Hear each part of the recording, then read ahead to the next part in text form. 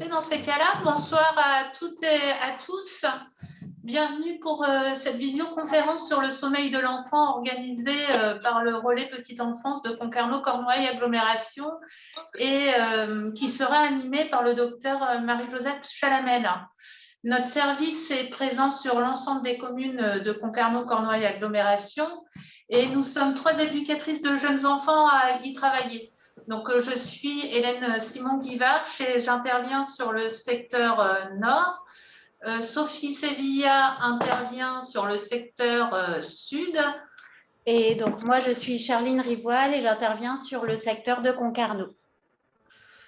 Donc, le relais Petite Enfance informe sur l'ensemble des modes d'accueil, que ce soit les crèches, les assistantes maternelles, les gardes à domicile, sur tous les modes d'accueil présents sur le territoire. Et d'autre part, le RPE est un lieu d'échange, d'information et de professionnalisation pour les assistantes maternelles et les gardes à domicile. Nous travaillons avec les partenaires Petite Enfance du territoire pour proposer des actions autour de la parentalité. Vous retrouverez sur le site de CCA différents documents et notamment le guide Bien Grandir. Donc, le guide Bien Grandir informe les familles ayant des jeunes enfants pour les démarches, la parentalité, l'offre d'accueil et les activités possibles sur le territoire de CCA. Alors, avant de donner la parole au docteur Chalamel, je vais vous préciser quelques indications pour le bon déroulement de la soirée. Ça ne marche pas, ça. Donc, la soirée va se dérouler en 2 parties. Une première partie conférence, si vous pouvez laisser vos micros coupés. Si à tout moment une question vous vient, n'hésitez pas à passer par le chat. Nous reprendrons les questions à l'issue de la conférence. Et une deuxième partie où vous pourrez nous interpeller via l'onglet réaction qui se trouve dans la barre en bas de la visio, le petit bonhomme, ou également par l'onglet chat. Ils sont connectés sur quoi? Cette visio sera enregistrée et voilà, vous pourrez la revoir prochainement sur le site de CCA. Nous vous souhaitons une bonne conférence et nous laissons la parole au docteur Chalamel. Voilà, bonjour à toutes et à tous. Donc, je vais vous parler du sommeil des tout-petits, de la normalité aux difficultés et comment les aider à bien dormir. Je suis pédiatre, spécialisée dans le sommeil de l'enfant. J'ai été pendant plus de 30 ans responsable d'une unité de sommeil, c'est-à-dire qui faisait des enregistrements de sommeil et des consultations de sommeil consacrées à l'enfant. Je suis actuellement à la retraite, mais comme on est très peu de personnes spécialisées dans le sommeil de l'enfant, je fais encore tous les cours universitaires et j'interviens beaucoup, comme ce soir, à Concarneau. Donc, pour connaître et pour comprendre les difficultés de sommeil de l'enfant, des tout petits, il faut connaître le développement normal des états de vigilance. Pour comprendre les difficultés de sommeil de l'enfant, il faut bien… Donc, du fœtus à l'adulte, on a 3 états de vigilance. Et toutes les caractéristiques du sommeil, c'est-à-dire de la structure fine du sommeil, sont enregistrés par les enregistrements de sommeil. Et ces enregistrements de sommeil recueillent l'activité électrique du cerveau, l'électroencéphalogramme, les mouvements oculaires, le tonus musculaire, le cœur et la respiration. Et à l'éveil, on a une activité électrique cérébrale qui est rapide. On a les yeux grands ouverts avec des tas de mouvements oculaires rapides. On a un tonus musculaire qui est important. On a un cœur qui est rapide et régulier, une respiration qui est rapide et régulière. Et quand le sommeil est mature, on s'endort en sommeil lent. Et pourquoi on appelle ce sommeil lent? Parce que l'activité électrique du cerveau va se ralentir au fur et à mesure où on va passer du sommeil lent léger au sommeil lent profond. Les yeux sont fermés, on n'a pas de mouvement oculaire, alors qu'au cours du sommeil lent profond, on est immobile, on a un tonus musculaire qui est conservé et on le voit très bien chez les nouveau-nés qui dorment les poings fermés, les bras au-dessus du corps. Et puis le cœur et la respiration sont lents et réguliers. Et puis, il y a un autre état de sommeil qui est le sommeil paradoxal. C'est le sommeil au cours duquel on rêve. Et si on vous réveille en cours de sommeil paradoxal, dans 80% des cas, vous raconterez une histoire de rêve. Et au cours de ce sommeil, l'activité est de nouveau très rapide. Ce sommeil est caractérisé par des tas de mouvements oculaires rapides qu'on voit très bien chez le nouveau-né. Et au cours de ce sommeil, le tonus est complètement aboli, on est véritablement paralysé, mais cette paralysie, elle est réversible dès qu'on se réveille. Quelquefois, ça loupe, on se réveille, mais on ne peut pas bouger, on ne peut pas parler pendant quelques secondes. C'est parce que votre cerveau s'est réveillé avant votre corps. Et au cours de ce sommeil, le rythme cardiaque est irrégulier, rapide, et la respiration est aussi irrégulière. Alors, comment on étudie le sommeil? On fait ces enregistrements de sommeil et on peut faire aussi des actimétries. Ça, c'est pour le rythme veille-sommeil, hein, pour le rythme activité-repos. Et généralement, ici, vous avez 3 jours d'enregistrement actimétrique. Cette actimétrie, elle enregistre tous les mouvements corporels, mais généralement, on enregistre au moins 15 jours et cet enregistrement, il a été fait chez une petite fille qui se balance dans son lit assez violemment. Donc, on lui a mis un petit enregistreur à la cheville, hein, qui n'est pas plus grosse qu'une montre et qui va enregistrer tous les mouvements corporels. Et vous voyez très bien, le premier jour, elle a fait la sieste. Elle a été très active dans l'après-midi. Elle s'est balancée entre 8 heures, au moment où elle s'est endormie, et minuit. Et elle a très, très bien dormi pendant la seconde partie de nuit. Puis elle a recommencé sa journée. Au deuxième jour, elle a été moins active. Elle n'a pas fait de sieste. Elle s'est endormie aussi vers 8 heures, mais elle s'est balancée entre 3 et 5 heures du matin. Puis elle a redormi et elle s'est réveillée un tout petit peu plus tard. Et le troisième jour, elle a fait sa sieste. On l'a couchée plus tard et elle a fait une nuit parfaite. Cette petite fille, elle est plutôt court-dormeuse et elle a passé trop de temps dans son lit par rapport à son temps de sommeil. Et si un enfant se balance pendant une demi-heure avant de s'endormir, c'est qu'il n'a probablement pas très sommeil. Il faudra le coucher dans un premier temps une demi-heure plus tard. Et alors, on étudie le sommeil aussi sur des questionnaires, sur des enregistrements, sur des entretiens avec le sommeil, avec les patients ou avec les parents. Et on fait aussi des dosages au cours des enregistrements de sommeil. Cette petite fille, elle a un retard de croissance, donc on a dosé l'hormone de croissance. Et puis, on peut aussi doser la mélatonine. Et ici, vous avez un profil de la mélatonine, c'est l'hormone du sommeil. Et cette mélatonine, elle a la caractéristique d'être sécrétée dans l'obscurité. Normalement, sa sécrétion débute vers 20 heures. Elle est maintenue pendant tout le sommeil, disparaît vers 8-9 heures. Et là, vous avez un profil qui est anormal chez un adolescent qui se couche tard et qui se lève tard. Il a un retard de phase et vous voyez que sa sécrétion débute à 24 heures et qu'elle se termine. Donc là, le meilleur moyen, quand un enfant a des difficultés de sommeil, on fait rarement un enregistrement de sommeil en laboratoire. Mais on va demander aux parents de remplir un agenda de sommeil. Et là, vous avez un agenda de sommeil chez un enfant qui a 19 mois et dont la maman se plaint de 2 choses.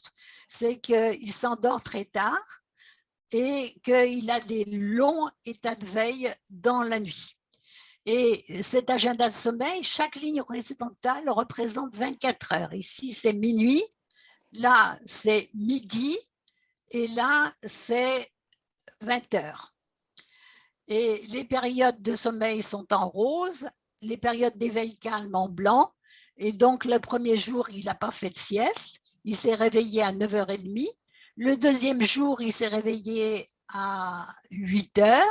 Il n'a pas fait de sieste, qui ne l'a pas empêché de s'endormir à 22h30. Il a dormi jusqu'à 3 heures du matin et à 3 heures du matin, il a pleuré pendant 2 heures et sa maman fatiguée, lui aussi, l'a laissé dormir jusqu'à 11 heures. Donc, du coup, il a fait, alors que normalement on fait une sieste en début d'après-midi, il a fait une sieste de 16 heures à 18 heures et il a été incapable de s'endormir avant minuit et demi.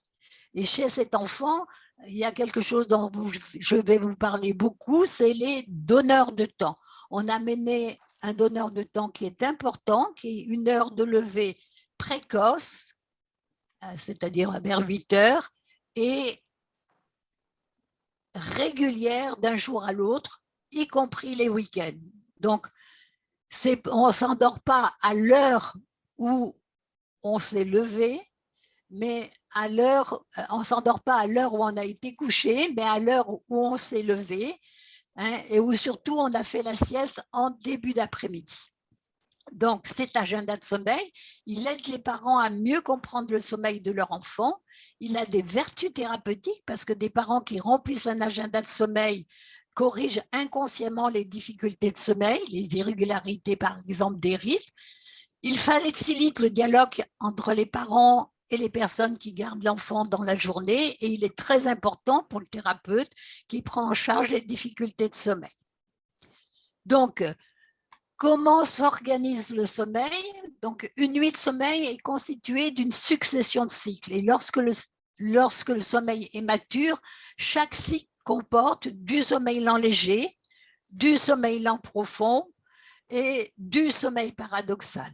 Et ce qui est très, très important à comprendre, c'est qu'on se réveille à chaque changement de cycle. On a un petit réveil.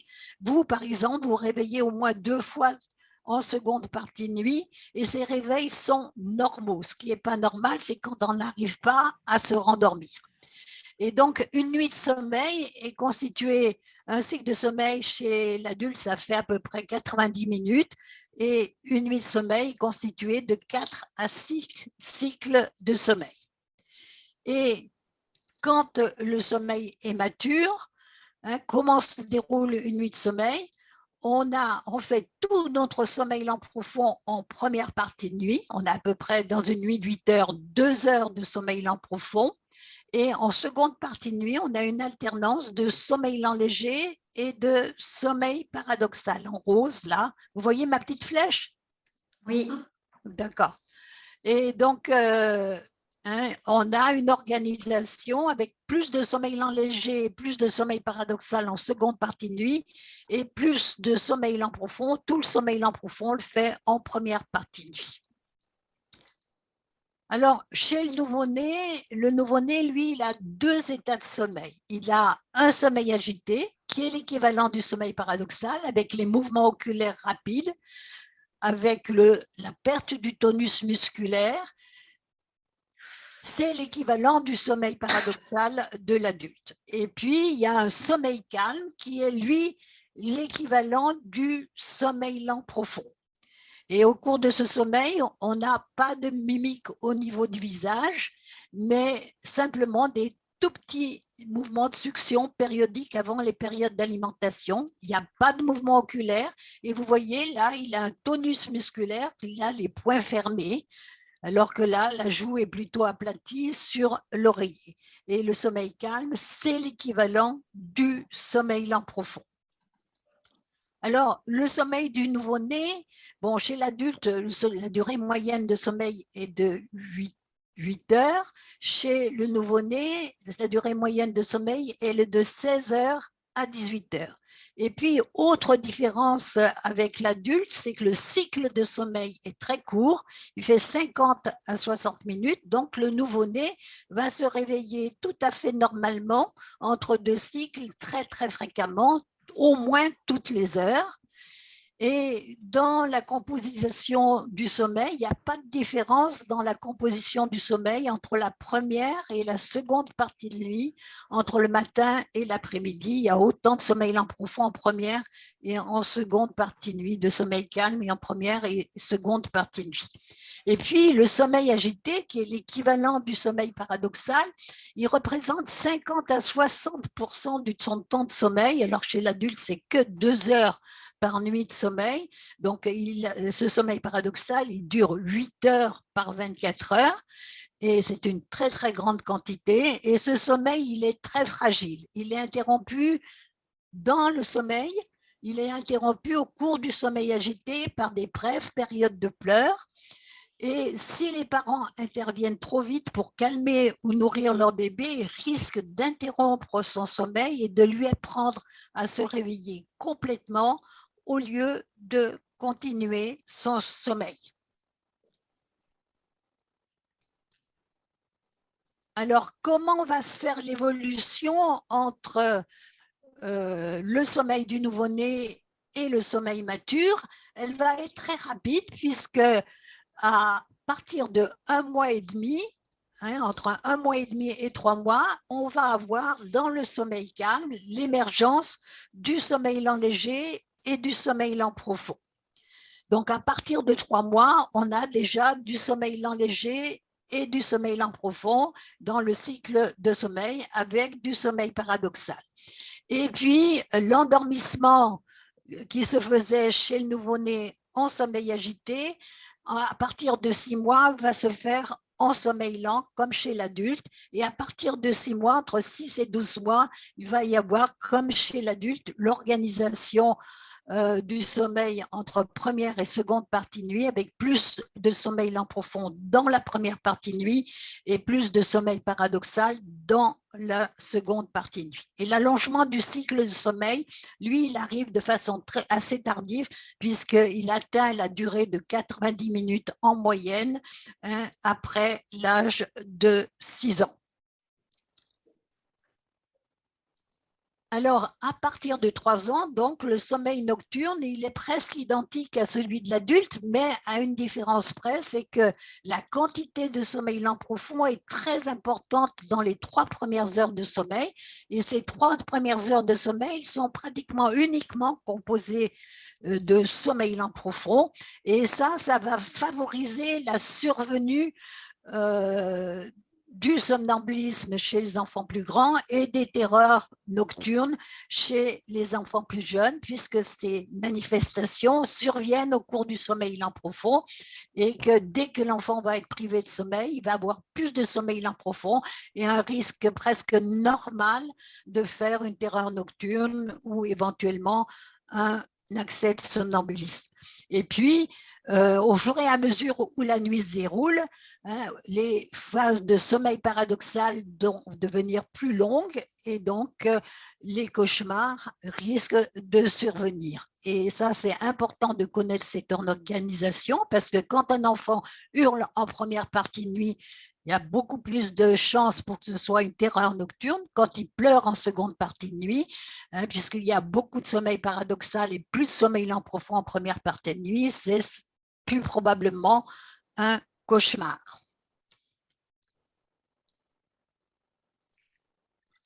Alors, les parents, ils ont 2 plaintes. Ils pleurent, ils nous réveillent. Il faut savoir que les éveils nocturnes sont normaux, on l'a vu. Donc, à 3 mois, comme il n'y a pas encore de prédominance du sommeil lent profond en première partie de nuit et que le cycle de sommeil reste très court, cet enfant, entre 22 heures et 6 heures du matin, il va se réveiller, à chaque cycle de sommeil, il va se réveiller 8 fois dans la nuit. Et la durée de ces éveils dure de 1 à 10 minutes. Ces réveils sont normaux. À 18 mois, il va se réveiller encore 4 à 5 fois et ces éveils vont être concentrés en seconde partie de nuit puisque le cycle de sommeil reste encore assez court. Mais il y a déjà hein, plus de sommeil lent profond en première partie de nuit où il va se réveiller très peu. Et ces éveils, après 24 mois, ils vont diminuer parce que le sommeil lent profond va devenir très, très important et le cycle de sommeil va s'allonger. Pleurer 2 heures par jour pour un nouveau-né, c'est normal. C'est son seul moyen de dire qu'il a faim, qu'il a soif, qu'il a besoin d'être pris dans les bras. Et on sait que, par exemple, les nouveau-nés, quand on compare des nouveau-nés qui pleurent chinois et des nouveau-nés qui pleurent, par exemple, allemands, ben les nouveau-nés chinois pleurent en chinois et les nouveau-nés allemands pleurent en allemand, hein, qui est une langue un tout petit peu plus rude que le chinois. On parle de pleurs excessifs lorsque les pleurs durent plus de 3 heures par jour, pendant plus de 3 jours par semaine et pendant plus de 3 semaines. Et ces pleurs excessifs, ils sont pas en principe pathologiques, hein, et les études montrent que 14 à 30% des nourrissons de moins de 3-4 mois ont des pleurs excessifs. Donc, ces pleurs excessifs, ils sont généralement plus importants en fin d'après-midi ou en début de soirée. Et ça correspond au moment où l'enfant, où les nouveau-nés sont, et les jeunes enfants les jeunes nourrissons sont très réveillés, hein, et ces pleurs sont souvent interprétés comme des signes de colique, de faim ou de douleur. Et en fait, c'est le moment où plus tard, on est incapable de s'endormir et un bébé hyper réveillé, c'est souvent un bébé qui pleure. Ces pleurs de fin d'après-midi, y compris les plus sévères, donc les pleurs excessives, ont généralement une évolution bénigne. Ils disparaissent à partir de 3-4 mois. Donc ça, c'est quelque chose qui est rassurant si les pleurs surviennent à heure régulière, en particulier en fin d'après-midi. On sait que c'est des pleurs presque normaux, hein, mais leur persistance après 3-4 mois est associée à un risque plus important d'insomnie. Alors, faire ces nuits ne signifie pas dormir sans se réveiller, mais dormir toute sa nuit sans réveiller ses parents. La plupart des nourrissons font leur nuit entre 3 et 6 mois. Mais faire ces nuits, c'est un petit peu compliqué. Ça dépend de la maturation cérébrale qui permet au bébé de dormir pendant une période de sommeil sans éveil suffisamment longue. Elle est de 3-4 heures à 1 mois, de 5 heures à 2 mois, quand on étudie des populations de jeunes enfants, et elle progresse peu puisqu'elle est d'un peu moins de 6 heures à 12 mois. Et faire ces nuits, ça dépend surtout de la capacité de l'enfant à se rendormir seul après un éveil nocturne. Et cette période de sommeil correspond aux possibilités d'auto-apaisement de l'enfant. Elle s'apprend, sa durée moyenne augmente d'une durée de 7 heures à 1 mois, elle est de 9 heures à 4 mois, et elle est de 10h25 à 12 mois quand on étudie des populations d'enfants qui n'ont pas de difficulté de sommeil. Alors, faire ces nuits, on sait qu'à 5 mois, la moitié des nourrissons ont la capacité de faire une nuit de 8 heures, compatible avec le sommeil de leurs parents, puisqu'elle survient entre 22 heures et 6 heures du matin. On sait aussi, et toutes les études le montrent, que les bons dormeurs se réveillent presque autant que la plupart des mauvais dormeurs, mais qu'eux savent se rendormir seuls sans l'intervention des parents. On sait aussi que dès la période néonatale, l'intervention intempestive des parents favorise les éveils complets. On sait aussi que la présence des parents, pas au moment du coucher, parce que le rituel du coucher, c'est quelque chose d'important, mais la présence des parents auprès de l'enfant jusqu'à l'endormissement, hein, est associée à l'existence d'éveils nocturnes, puisqu'un enfant qui ne sait pas s'endormir seul, au moment des éveils normaux de la nuit, va réveiller ses parents. Oh là là, voilà. Alors, la mise en place, je vais vous parler de la mise en place du rythme jour-nuit, qui est quelque chose aussi de très, très important, du rythme des siestes, puis de la durée du sommeil. Donc, le rythme jour-nuit de toutes nos fonctions est régulé par une horloge cérébrale principale. Et cette horloge cérébrale principale est située au milieu du cerveau et elle est réglée de façon sur un horaire différent de 24 heures. Cet horaire, il est de 23h30 plutôt chez les couche-tôt et il est plus long de 24h30 ou même de 25 heures chez les couche-tard. Donc, ou même chez ceux qui sont ni couche-tôt ni couche-tard. Donc, il faut remettre à l'heure cette horloge tous les jours sur l'heure de 24 heures. Et cette horloge, elle est remise à l'heure sur l'alternance jour-nuit de 24 heures grâce au donneur de temps. Et cette horloge, elle va entraîner la sécrétion de la mélatonine. Cette sécrétion de mélatonine, elle est bloquée par la lumière du jour et elle est sécrétée dans l'obscurité. Et elle est sécrétée par une petite glande qui s'appelle la glande pinéale. Alors, ça, c'est la régulation circadienne. Circadienne, ça veut dire aux environs de 24 heures. Mais la mélatonine, elle permet à toute notre fonction d'être bien coordonnée sur 24 heures entre les unes et les autres. C'est-à-dire que les performances, les apprentissages vont être plus performants dans la journée. Le sommeil va survenir à heure régulière dans la nuit. Il y a certaines hormones qui vont être sécrétées dans la journée, d'autres dans la nuit. Et tout ça, c'est harmonisé entre eux grâce à la mélatonine. Mais pour s'endormir le soir, et ça c'est la régulation homéostatique du sommeil, il faut pouvoir accumuler une certaine dette de sommeil dans la journée. Si vous dormez trop dans la journée, vous mangez votre capital de sommeil, vous n'arriverez pas à vous endormir le soir et votre sommeil sera trop léger et vous réveillerez la nuit. Alors, comment se fait la maturation du rythme de 24 heures? Et donc, dans le premier mois, dans le toute première semaine, en fait, le nouveau-né va dormir par période de 3-4 heures. Il va se réveiller pour les périodes alimentaires, les périodes d'éveil un petit peu plus longues, puis il va redormir pendant 3-4 heures, presque autant le jour que la nuit, mais déjà, dès la première semaine, il dort un peu plus la nuit que le jour.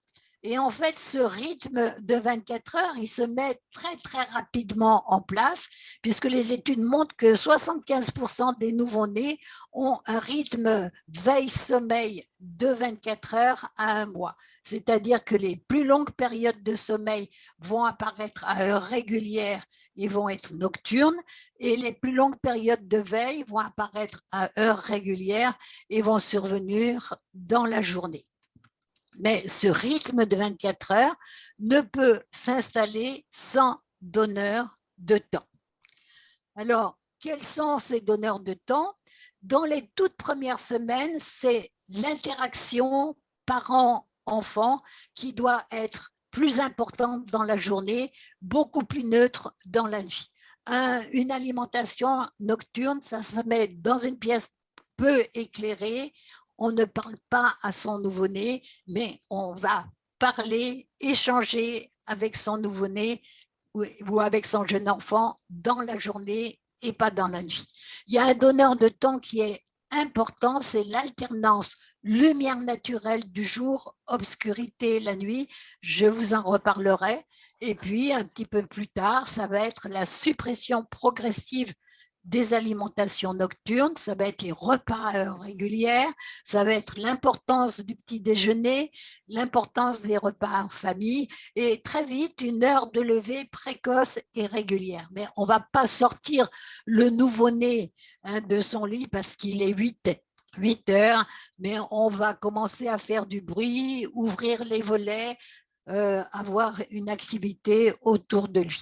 Et puis, il y a un donneur de temps qui devient de plus en plus important, c'est un coucher avant 21 heures. Et puis, il y a le rôle bénéfique des activités structurées qui ont un début et une fin bien précises. Donc, c'est le rituel du coucher. Et puis, un peu plus tard, c'est les activités scolaires, c'est les activités sportives, c'est les activités culturelles. Et puis, il y a le rôle néfaste des activités non structurées qui n'ont pas de début et de fin bien précises. C'est la télévision, les tablettes, le smartphone.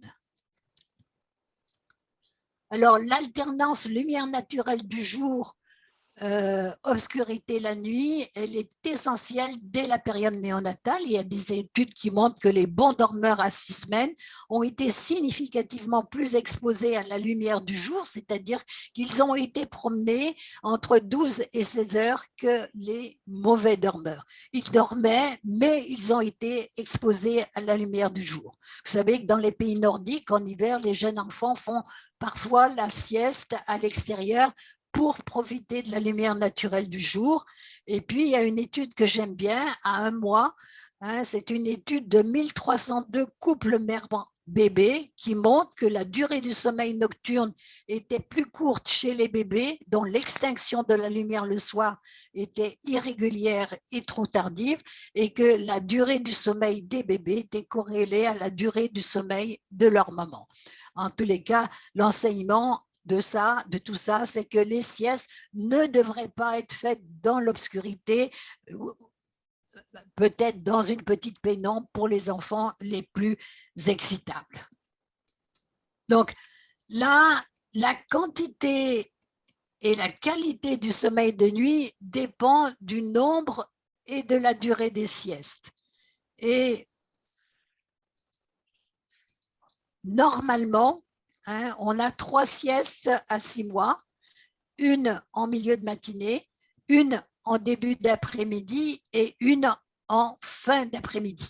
Et la sieste, la première sieste qui disparaît, c'est important qu'elle disparaisse, c'est celle de fin d'après-midi, parce que la plus longue période de veille précède la plus longue période de sommeil, et cette sieste de fin d'après-midi, elle disparaît généralement entre 9 mois et 12 mois, et à partir de là, on a une sieste le matin et une sieste en début d'après-midi. La sieste du matin disparaît généralement entre 15 et 18 mois, et à ce moment-là, il reste une sieste en début d'après-midi, et cette sieste d'après-midi, généralement, disparaît entre 3 et 6 ans.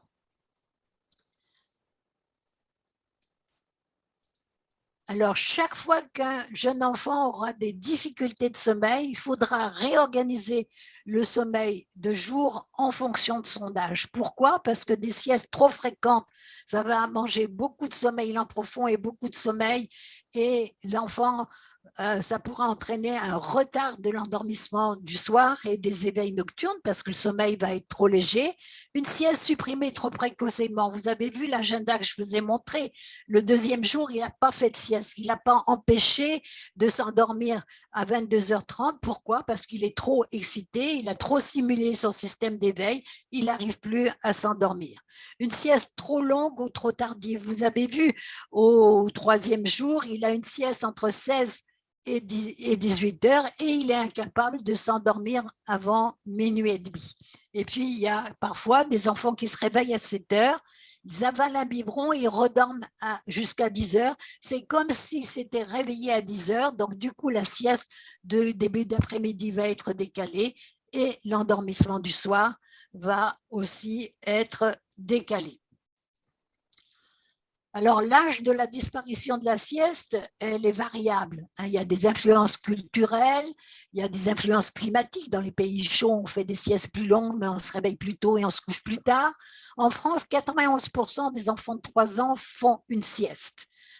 Mais par exemple, les enfants chinois ont un sommeil nocturne plus court, mais des siestes plus longues que dans les pays occidentaux. Dans les pays occidentaux, la majorité des enfants de 3 à 5 ans s'endorment en début d'après-midi si on leur donne l'opportunité de dormir. Mais à partir de 2-3 ans, chez certains enfants qui sont plutôt des courts dormeurs, on peut avoir une association entre la persistance de la sieste, un retard du coucher et un sommeil nocturne plus court et de moins bonne qualité si le coucher survient après 21 heures. Et vous verrez cette borne de 21 heures est une borne importante. Normalement, les enfants devraient s'endormir avant 21 heures. Donc, si un enfant de 2 ans fait encore une sieste, fait la sieste et qu'elle retentit sur l'endormissement du soir, eh bien, il faudra parfois supprimer cette sieste. Alors, comment évaluer le besoin de sieste? Comment savoir si l'enfant a besoin de faire la sieste ou pas? Donc, il y a des enfants de 2 ans qui sont des courts dormeurs, qui ne font plus de la sieste, et s'ils sont calmes, indépendants, émotionnellement stables, c'est-à-dire s'ils ne sont pas impulsifs, agressifs, s'ils ne font pas de caprices en fin d'après-midi, c'est qu'ils n'en ont plus besoin. Mais en revanche, vous avez des enfants de 5 ans et demi qui, s'ils ne font pas de sieste en début d'après-midi, vont être hyperactifs, irritables, agressifs, impulsifs. En début d'après-midi, c'est qu'ils ont encore besoin de faire la sieste. Alors, on sait donc qu'il y a des courts et des longs dormeurs et qu'il y a des couches tôt et des couches tard.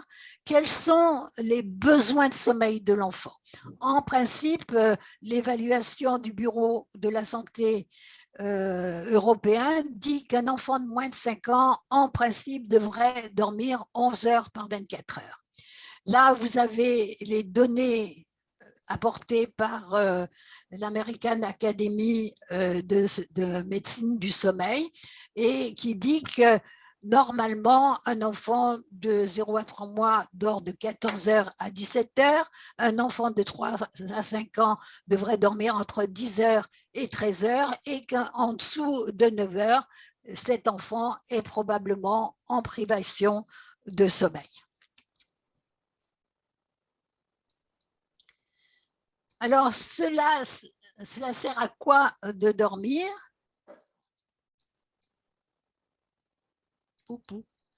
Donc, le sommeil agité, vous avez vu ce sommeil agité qui est l'équivalent du sommeil paradoxal dès la période fœtale.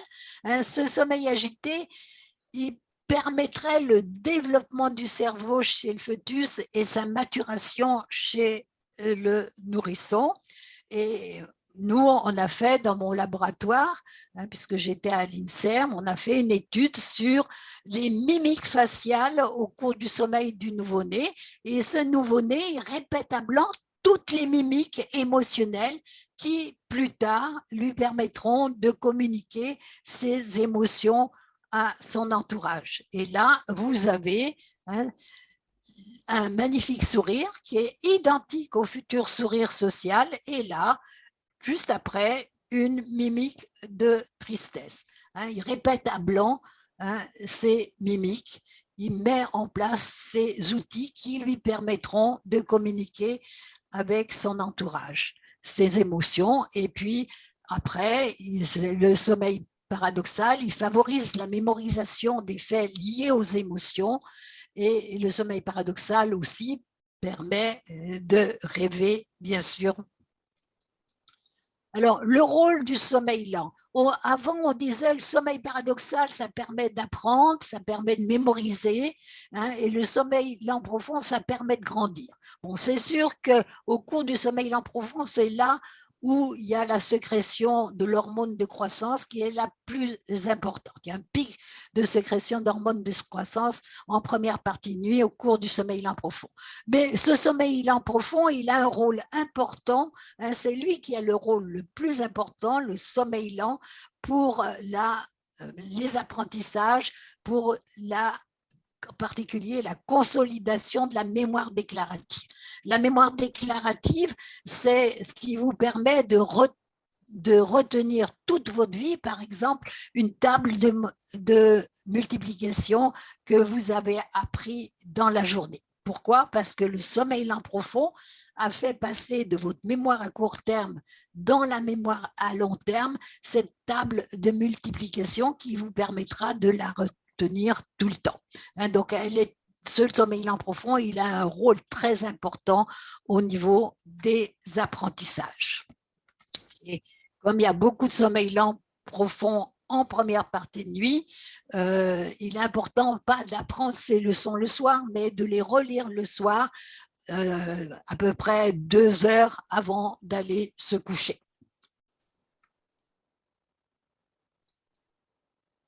Alors, là, le début chez les tout petits, à quoi sert le sommeil, c'est le tout début des études, mais on sait parfaitement bien quelles sont les conséquences d'un manque chronique de sommeil, que ce soit chez l'enfant ou que ce soit chez l'adulte. Donc, le manque de sommeil, ça diminue les capacités de concentration et d'apprentissage. Le manque de sommeil, ça induit des troubles de l'humeur. On devient agressif, on peut même devenir violent. Le manque de sommeil fait grossir. Et il fait grossir surtout, il fait grossir, les études l'ont montré chez l'adulte en privation de sommeil, des expériences de privation de sommeil, mais le manque de sommeil, il fait grossir surtout les enfants de jeunes, c'est-à-dire de moins de 10 ans. Si vous manquez de sommeil, et si vous avez moins de 10 ans, vous avez un risque important, plus important d'être plus tard en surpoids et même obèse, si la privation de sommeil est importante. Le manque de sommeil, ça rend plus fragile vis-à-vis des infections, et le manque de sommeil, ça augmente le risque d'accident. Si vous avez un enfant qui chute beaucoup au moment où il apprend à marcher, il faut quand même se poser le problème, est-ce qu'il dort suffisamment?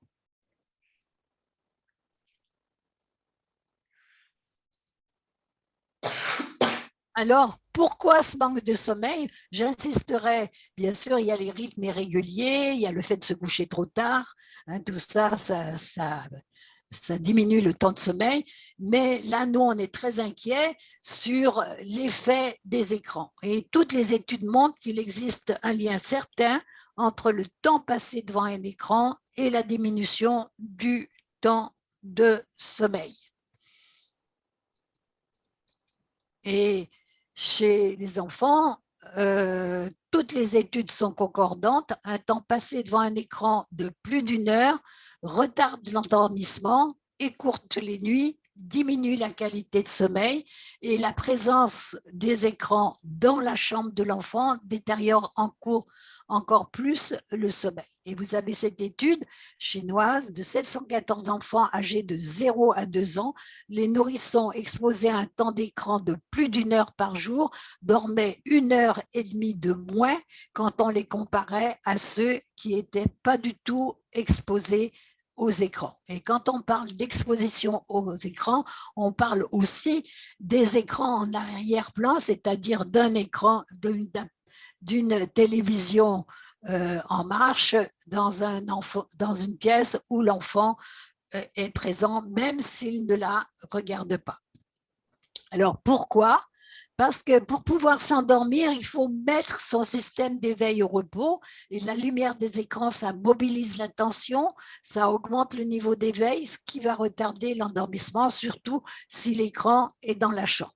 Ça a un impact, il y a l'impact psychologique des films violents, animés ou non, en particulier s'ils sont regardés par l'enfant après 19 heures, et il y a l'effet de la lumière bleue des écrans. Cette lumière bleue, elle bloque la sécrétion de la mélatonine, donc elle va retarder l'endormissement et rendre le sommeil de mauvaise qualité. Et puis, plus on passe un temps devant un écran, moins on est actif physiquement.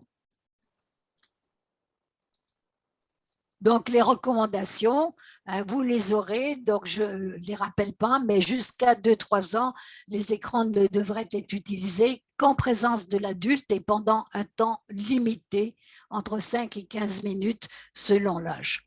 Pas d'écran dans la chambre, pas d'écran le matin avant d'aller à l'école parce que ça perturbe les apprentissages, et il faudrait limiter le temps devant un écran à moins d'1 heure pour les 2-5 ans et à moins de 2 heures pour les enfants d'âge scolaire. Et puis, les parents devraient montrer l'exemple. Alors, quand le sommeil n'est plus tout à fait normal, on va parler des insomnies du jeune enfant. Alors, ces insomnies du jeune enfant, elles sont fréquentes. puisque 25 à 40% des enfants de moins de 5 ans ont eu des difficultés de sommeil pendant plus de 3 mois. 70 à 80% d'entre elles sont liées à une cause environnementale. Des mauvaises habitudes d'endormissement, on va en parler, un syndrome de prise alimentaire, on va en parler aussi, une mauvaise hygiène de sommeil, c'est-à-dire des rythmes veille-sommeil irréguliers avec des irrégularités du coucher et du lever. On sait que les enfants mauvais dormeurs dorment en moyenne 1 heure de moins que les bons dormeurs. Et là, on retrouve, on sait que les enfants couchés après 21 heures ont une durée de sommeil plus courte et se réveillent plus souvent que les enfants bons dormeurs. Alors, l'insomnie, elle a une origine environnementale, aussi comportementale, dans 70 à 80% des cas. Chez l'enfant de moins de 5 ans, il y a 5 circonstances qui entraînent des difficultés d'endormissement ou des éveils nocturnes. C'est le conditionnement anormal à l'endormissement, c'est le syndrome de prise alimentaire, c'est l'absence de limite, c'est une inquiétude trop importante des parents qui ont des difficultés de séparation, c'est des difficultés de sommeil par excès de stimulation et c'est un coucher après 21 heures. Alors, le conditionnement anormal à l'endormissement, c'est l'enfant incapable de s'endormir en dehors de la présence de ses parents. C'est un enfant qui s'endort en étant bercé, c'est un enfant qui s'endort sur un biberon, qui s'endort au sein, qui s'endort devant la télévision, qu'on va recoucher dans son lit endormi, qui s'endort en voiture dont on fait le tour du pâté de maison. Donc, il ne sait pas s'endormir seul. Et ce conditionnement à l'endormissement, il est souvent associé à un syndrome de prise alimentaire nocturne et on parle de consommation de lait ou d'eau excessive, c'est quand l'enfant s'endort sur un biberon avant le coucher et on admet que cette consommation est excessive quand la quantité de lait dépasse 200 millilitres entre le coucher et avant le réveil du matin. Et cette quantité de lait excessive, elle va entraîner une distension de la vessie qui va entraîner des réveils et généralement, ces enfants ne mangent pas et ne boivent pas dans la journée. Il faut savoir qu'un nourrisson en bonne santé, né à terme de plus de 6 mois, n'a plus besoin d'être alimenté la nuit. Ça, c'est une notion qui est importante pour se convaincre qu'il va falloir diminuer les biberons. Alors, il est important aussi de repérer des erreurs diététiques. Par exemple, un allaitement maternel exclusif au-delà de 8 mois. Il y a une absence de diversification et généralement, l'enfant n'a pas une diététique qui est insuffisante. Il faut aussi se méfier des volumes alimentaires insuffisants. L'enfant va avoir faim ou alors excessif et à ce moment-là, il va vomir, il va régurgiter de façon anormale. Très souvent, il faut aussi se méfier d'un apport insuffisant en graisse. Et il y a des mamans qui donnent du lait écrémé, des beurres allégés. Il faut savoir jusqu'à 3 ans, l'enfant doit avoir du lait entier ou du lait de croissance. Ça, c'est important. Il y a des alimentations aussi qui sont déséquilibrées, qui sont trop riches en protéines, et en particulier chez le petit nourrisson, trop riches en céréales ou trop riches en sucre. Et puis, de plus en plus, nous, on voit des mamans qui donnent des laits inadaptés et on voit des enfants qui ont des véritables carences alimentaires parce qu'ils sont alimentés au lait de soja, au lait d'amande, qui sont pauvres en protéines et en graisse. Et de plus en plus, on voit des très jeunes enfants qui boivent du coca ou qui boivent des boissons théinées. Alors, les troubles du rythme de 24 heures, ils sont aussi fréquents. Donc, la plupart du temps, c'est un retard de phase, c'est un décalage de l'endormissement du soir avec des éveils très tardifs le matin. Et ça, c'est les causes environnementales, c'est quand l'enfant a une opposition ou des pleurs au coucher, donc il s'endort tard et on lui fait rattraper ses éveils nocturnes avec un sommeil où donc on le laisse dormir tard, ou alors c'est un enfant qui va se réveiller la nuit et on va le laisser rattraper son sommeil le matin et on va ainsi entretenir un retard de phase. Ça peut être aussi des siestes inappropriées pour l'âge, qui sont trop fréquentes, trop longues ou trop tardives. Ça peut être un coucher après 21 heures, qui peut conduire à un sommeil nocturne plus court et de moins bonne qualité et qui favorise une exposition plus prolongée à la lumière du jour et aux écrans, ce qui va retarder encore l'endormissement. Et puis, bon, il y a l'absence de donneur de temps. Et puis, il y a aussi des parents fragiles qui ne donnent pas de limites parce qu'ils sont déprimés, parce qu'ils ont des difficultés de séparation. Et là, vous avez Julie, elle cumule des tas de circonstances qui vont entraîner un mauvais sommeil. Elle a 2 ans et demi. Elle est encore allaitée au sein et elle peut s'endormir qu'en étant allaitée. Là, les petits trucs rouges, c'est le moment où elle est allaitée. Ça, c'est la période où elle dort. C'est une assez bonne dormeuse. Et ça, c'est les siestes. Donc là, c'est 21 heures et là, c'est 8 heures du matin. Donc, elle a un retard de phase et elle dort dans le lit de ses parents. Donc là, vous voyez, elle s'endort à 23 heures, mais les week-ends, elle s'endort presque vers 1 heure du matin. Donc le matin, elle se lève entre généralement 10 heures et midi. Donc elle est incapable de faire une sieste en début d'après-midi. Elle fait sa sieste entre 18 heures et 20 heures, donc elle est incapable de s'endormir le soir.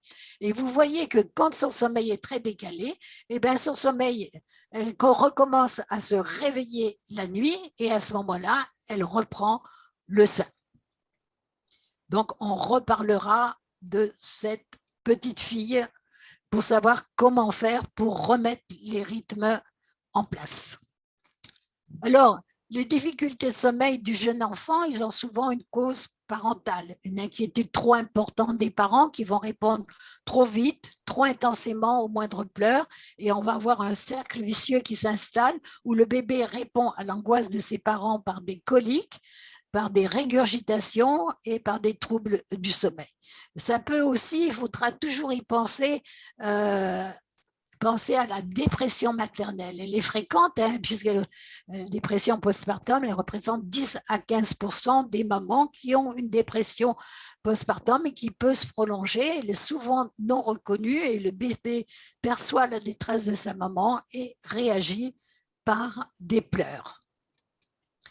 Alors, ça peut être aussi l'enfant anormalement anxieux, mais ce n'est pas le plus fréquent. Et c'est généralement des enfants qui ont des parents anormalement anxieux. Donc, ça peut être aussi un enfant fusionnel. Donc là, effectivement, c'est l'enfant qui est incapable de se séparer aussi dans la journée. Donc, il faut travailler déjà sur la journée avant de travailler sur la nuit. Souvent, c'est parfois un enfant roi, tout puissant, sans limite. Ça peut être aussi un enfant trop stimulé le soir et le coucher doit être précédé par une période sans stimulation excessive, une période de calme dans l'heure qui précède le coucher. Et puis on sait que le lit partagé, quand on partage un lit avec quelqu'un, quel que soit notre âge, le sommeil est de moins bonne qualité, les éveils sont plus fréquents. Et puis on a parlé des écrans. Et puis, il y a l'enfant immobile, celui qui reste trop longtemps devant son écran, mais il y a des enfants qui ne sont pas devant les écrans, mais qui n'ont pas la quantité d'activité qu'ils devraient avoir. Pour bien dormir, l'enfant doit bouger. Donc, il y a les recommandations de l'OMS et on sait qu'un enfant entre 1 et 4 ans devrait être actif plus de 3 heures par jour, avec des intensités d'activité différentes. Et on sait qu'entre 3 et 10 ans, 4 enfants sur 5 n'ont pas ces 3 heures d'activité par jour. Et bon, là, c'est les recommandations pédiatriques australiennes et américaines. Et vous voyez que pour l'activité physique, il faut que l'enfant de moins d'1 an ait au moins 30 minutes d'activité. Et à partir déjà de 1 an, il faut qu'il ait ces 3 heures d'activité par jour. Et les recommandations aussi, c'est qu'il faudrait que l'enfant ne soit pas contraint plus d'1 heure par jour en siège auto, en poussette, en chaise haute ou assis. Ça paraît un tout petit peu difficile à atteindre, mais il faut que l'enfant ne passe pas trop de temps en baby relax. Il faut qu'il soit tout petit assez souvent quand il est réveillé sur un tapis d'éveil. Il faut qu'il soit dans son lit non contraint, qu'il puisse bouger les bras et les jambes en étant couché sur le dos. Alors, on a dit 70 à 80% des cas sont dus à une cause environnementale. C'est toutes les causes que je vous ai décrites.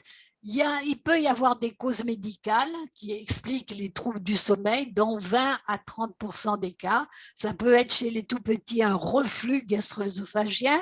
Il y a l'œsophagite qui fait mal. L'enfant pleure au cours des biberons. Il se réveille la nuit à cause des reflux. Ça peut être aussi une allergie aux protéines du lait de vache, mais il faut savoir que l'allergie aux protéines du lait de vache donne des grandes insomnies où l'enfant va dormir moins de 6 heures par 24 heures. Ça peut être un asthme, une affection chronique, l'enfant asthmatique dort mal, l'enfant qui a un eczéma parce qu'il se gratte. Ça peut être un syndrome douloureux, les enfants qui ont des otites à répétition dorment mal généralement. Ça peut être un trouble respiratoire, les enfants qui ont des grosses amygdales et qui ont des apnées du sommeil. Donc, il faudra... c'est des enfants qui ronflent, qui respirent la bouche ouverte, et un enfant qui ronfle et qui respire la bouche ouverte et qui a des infections rhinopharyngées très fréquentes, il faut penser à l'apnée du sommeil et il faut demander au médecin s'il n'a pas des grosses amygdales qui le gênent et penser éventuellement aux pauses respiratoires au cours du sommeil. Il y a les médications psychostimulantes. Vous connaissez tous le problème de l'enfant qui a du célestène, il pète les plombs pendant 3 jours, où il va pleurer de façon continue, il va être très, très agité. Il y a la théophiline, il y a la ritaline qui entraîne des difficultés de sommeil. Il y a chez l'enfant qui a un syndrome d'hyperactivité avec trouble de l'attention, le syndrome des jambes sans repos, où l'enfant va avoir des impatiences, comme chez l'adulte, des impatiences dans les jambes, où il bouge beaucoup les jambes, en particulier le soir. Et puis, vous avez tous ces enfants qui sont en situation de handicap, qui ont soit des difficultés, des problèmes psychiques et des psychologiques, avec une anxiété pathologique, des dépressions, l'autisme qui souvent a des gros troubles du sommeil, avec des grandes insomnies et une inversion du rythme veille-sommeil, des enfants qui a un trouble déficit de l'attention avec hyperactivité. On a vu qu'il peut avoir aussi, plus souvent que les autres, un syndrome d'apnée du sommeil, un retard de phase. Et puis, il y a les enfants précoces qui sont souvent des enfants très anxieux. Et puis, de nouveau, les enfants qui ont situation de handicap, qui ont un handicap mental et ils n'apprécient pas les donneurs de temps, qui ont un handicap moteur, ils ne bougent pas suffisamment, donc ils ont moins besoin de sommeil, qui sont aveugles, donc ils n'ont pas l'alternance lumière naturelle obscurité, lumière naturelle le jour, obscurité la nuit, ou des enfants épileptiques dont les crises vont interrompre le sommeil. Donc, en cas de difficulté, il est important de ne pas retarder la prise en charge. Alors, pourquoi? Parce qu'un enfant né à terme mauvais dormeur à 5 mois a 2 fois plus de chances d'être mauvais dormeur à 20 mois ou à 56 mois.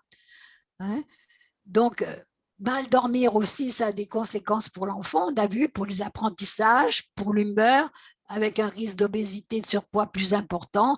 Et si chez les tout-petits, c'est souvent un risque de maltraitance qui peut être augmenté. Alors, les troubles du sommeil des tout-petits, ils ont surtout des conséquences sur la qualité de sommeil, de la qualité de vie des parents. Ils sont plus souvent déprimés parce qu'ils manquent de sommeil, ils sont plus souvent somnolents, ils ont plus d'accidents, ils sont plus souvent absents de leur travail, ils ont plus de difficultés si un nouveau-né pleure beaucoup, a beaucoup de difficultés de sommeil, ils ont plus de difficultés d'attachement et ils ont plus aussi de problèmes conjugaux. Alors, comment aider les tout-petits à bien dormir? Le rôle des parents, mais aussi des professionnels de la petite enfance.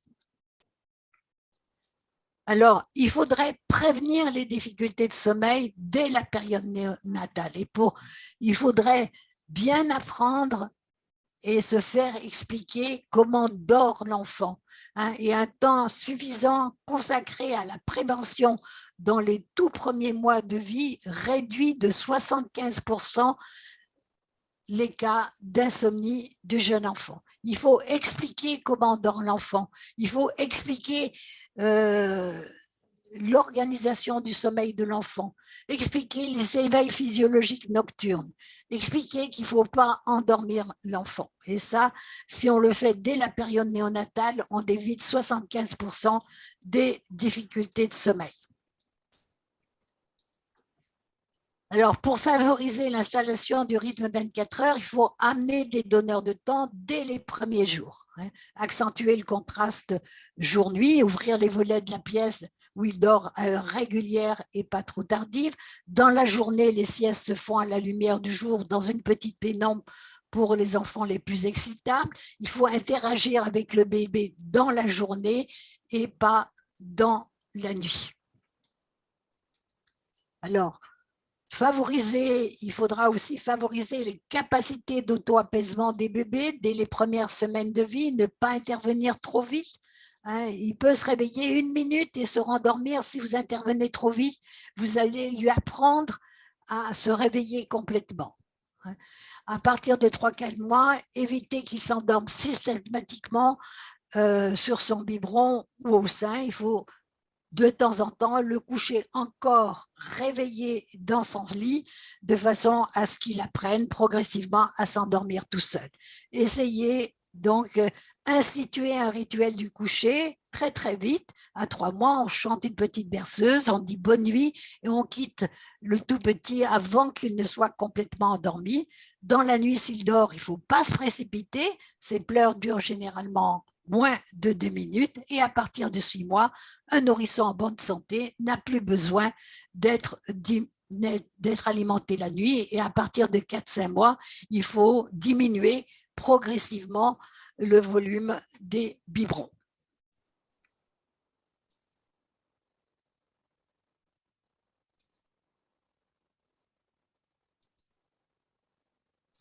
Donc, si un enfant a des difficultés de sommeil après 6 mois, s'il a une insomnie, et on peut parler d'insomnie vraiment qu'à partir de 6 mois, ben à ce moment-là, il faut faire un agenda de sommeil. Ça vous permet de visualiser la durée du sommeil, son organisation jour-nuit, d'évaluer le délai d'endormissement et ça permet aussi de repérer l'horaire d'éventuelles manifestations nocturnes anormales, des éveils prolongés, ou des terreurs nocturnes ou des cauchemars.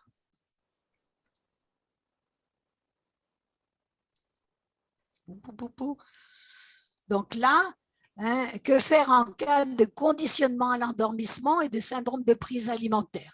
Donc Claire, là, elle a 2 ans et demi, elle est incapable de s'endormir sans la présence de ses parents et sans biberon. Elle se réveille plusieurs fois par nuit et se rendort sur son biberon. Vous voyez là, elle a même des biberons dans la sieste. Elle en a déjà 3 en première partie de nuit. Là, elle en a 3 en seconde partie de nuit. Et donc là, elle a 4 biberons avant de s'endormir. Et donc, du coup, elle s'endort tard. Son sommeil est de mauvaise qualité. Elle a un long éveil nocturne et elle se lève tard. hein. Donc, qu'est-ce qu'on a fait? On a diminué de 20 millilitres ou 30 millilitres chaque biberon. On a donné le premier biberon en dehors de la chambre. Hein, on l'a supprimé très progressivement et on a supprimé progressivement les biberons nocturnes. Il faut supprimer très progressivement ces biberons parce